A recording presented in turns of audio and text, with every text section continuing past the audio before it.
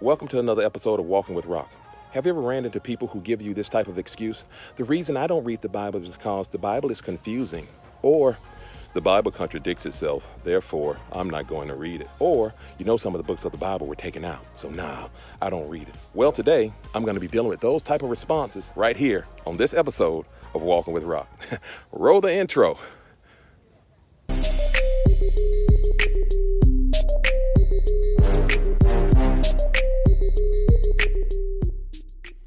And welcome to another episode of Walking with Rock. You know what I'm going to say, get that body moving in some form or fashion. I just finished knocking down my 4 miles. So it's time for you to do something to improve that body, physically, mentally, and definitely spiritually. Today I'm going to be answering that question on why a lot of people find the Bible confusing to read.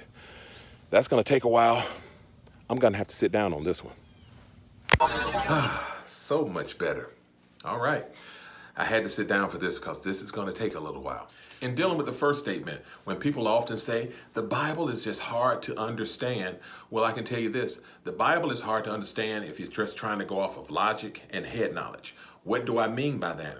Well, it says in John chapter 4, verse 24, God is a spirit, and those who worship him must worship him in spirit and in truth. Let's look at the first part of that statement. It says God is a spirit. So if God is a spirit, we need to understand that for us to really have a relationship with God, our spirit must bear witness to his spirit. So in order to really start understanding this Bible, you have to see it with spiritual eyes. And the second statement, the Bible contradicts itself. Therefore, I choose not to read it. Does the Bible really contradict itself? Or is it difficult for us to interpret the many different sides of God? Here's a great relevant example. I'm a man who practices love.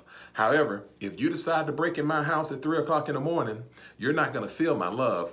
You're going to feel my wrath because I'm protecting those that I love. So don't get the many different sides of God mixed up in a sense of you just trying to make it line up with your logic. So let me bag what I just said with scripture. In 2 Timothy chapter 3, verse 16, it says, all scripture is inspired by God. So all scripture comes from God. And it says this, and it is a profitable doctrine, good for reproof, correction, and for instructions in righteousness. So if you really want to get right with God, you will definitely spend time reading his word, being able to know when and where to use it in your life. For the last statement, hey, some of the books of the Bible have been taken out, so I just rather not read it at all. More so than getting caught up into the books that are in the Bible or books that are out, let's work on perfecting the ones that's before us. So if you still feel as though the Bible is confusing, I want to leave you with this one last scripture.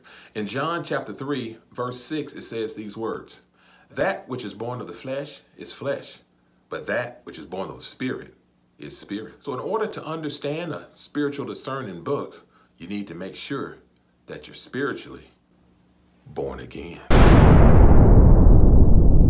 Walking with Rock.